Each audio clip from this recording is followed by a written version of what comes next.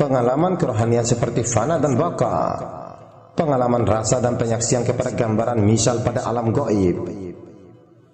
Semuanya itu berlaku di dalam alam kebatinan atau alam perasaan sufi, bukan kewujudan yang nyata.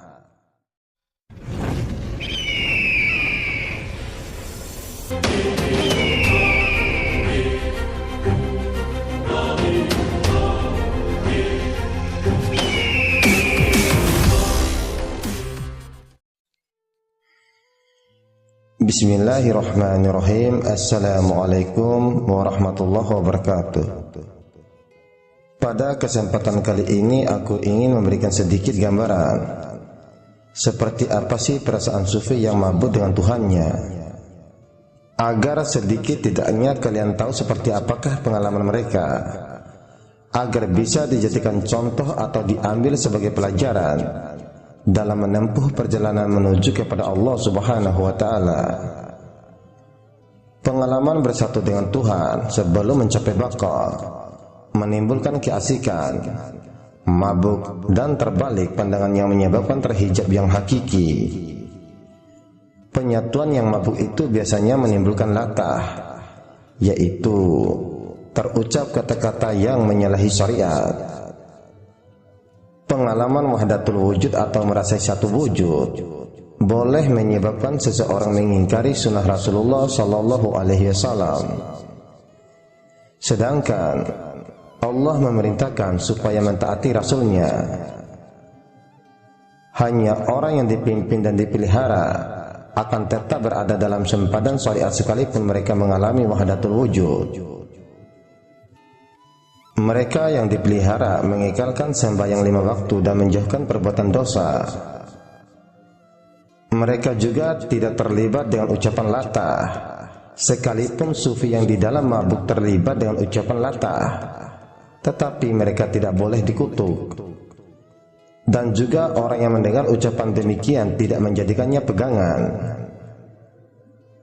Sufi yang di dalam keadaan mabuk ketuhanan dikuasai oleh perasaan cinta kepada Allah yang sangat luar biasa, sehingga hilang kesadarannya terhadap dirinya dan makhluk sekaliannya.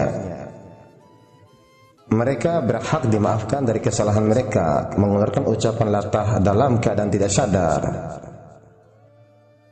Orang ramai yang bukan dalam jazbah, jika mengatakan demikian, beramal menyalahi syariat atau melepaskan syariat, maka mereka adalah sesat dan kufur. Ketika sufi berada dalam suasana penyatuan, sufi tidak dapat membedakan di antara yang betul dengan yang salah, yang benar dengan yang batal, kesenangan dengan kesusahan, emas dengan pasir, dan yang baik dengan yang buruk. Jika dia maju ke hadapan lagi, dia akan masuk kepada peringkat di mana dia boleh membuat perbedaan di antara yang benar dengan yang salah dan yang baik dengan yang buruk. Sufi yang sudah masuk kepada peringkat ini, walaupun masih dikenali sebagai sufi, tetapi jalan mereka sudah berubah kepada tarekat Islam atau jalan kenabian, bukan lagi tarekat sufi. Dalam tarekat Islam, orang boleh membedakan Tuhan dengan makhluk, dosa dengan pahala, dan sebagainya. Perpindahan daripada tarekat sufi yang ada wahdatul wujud kepada tarekat Islam yang membedakan wujud Tuhan dengan wujud makhluk tidaklah membebaskan sufi daripada kesan wahdatul wujud dengan serta-merta. Ketika di peringkat awal mengalami perbedaan, walaupun sufi sudah mulai mengenali perbedaan tersebut, tetapi keupayaannya masih lagi lemah dan mereka masih belum mampu mengadakan pemisahan dengan jelas. Mereka masih mempercayai, walaupun sudah melihat perbedaan, bahwa perbedaan tersebut bersumberkan kepada kesatuan. Suasana yang demikian menimbulkan ungkapan, pandang yang banyak kepada yang satu, dan pandang yang satu kepada yang banyak, dan pandang yang satu kepada yang satu. Bila mereka maju lagi, keupayaan mengadakan perbedaan menjadi semakin kuat dan jelas. sehingga akhirnya mereka benar-benar mampu mengadakan perbedaan. Pada akhir perjalanan mereka akan melihat dengan jelas bahwa Tuhan dengan makhluk bukan satu. Tuhan bukan alam, dan alam tidak sedikit pun menyamai Tuhan. Tuhan melampaui segala sesuatu. Tidak ada maklumat, ibarat, dan misal yang mampu menceritakan tentang Tuhan. Bila sampai kepada peringkat ini, sufi telah terlepas sepenuhnya daripada pengaruh pengalaman wahdatul wujud, bersatu dengan Tuhan dan mabuk.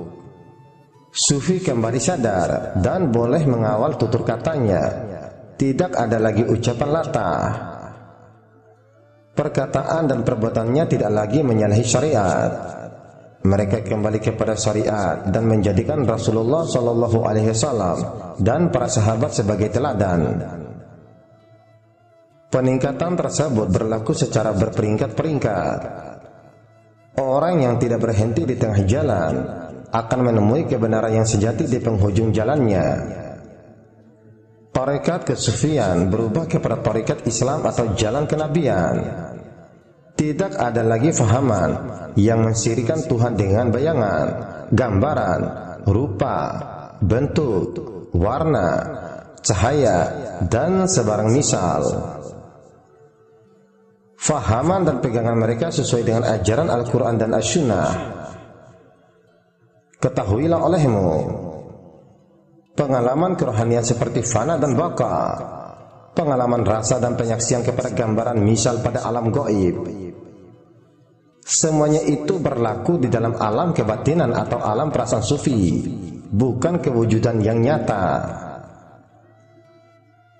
Manusia tidak bertukar menjadi Tuhan, tidak bersatu dengannya, dan tidak juga kekal bersama-samanya. Tuhan tetap Tuhan, dan hamba tetap hamba. Baik cahaya maupun suara yang didengar semuanya adalah gubahan Allah, tetapi bukanlah Dia. Apa juga yang disaksikan dan didengar, hendaklah dinafikan dengan memperbanyakkan ucapan La ilaha illallah. Makhluk tetap wujud pada kenyataan, sekalipun hilang pada alam perasaan sufi. Tuhan tetap berdiri dengan sendiri pada makam ketuhanannya, dan makhluk tetap wujud dalam sempadan wujud yang Tuhan tentukan untuk mereka. Tuhan menciptakan makhluk dengan peraturan dan ketetapan bahwa tidak mungkin wujud makhluk bercampur dengan wujud Tuhan. Tidak mungkin berlaku penyatuan atau perpisahan, dan tidak mungkin bersamaan. Wujud makhluk tidak boleh disamakan sedikit pun dengan wujud Tuhan.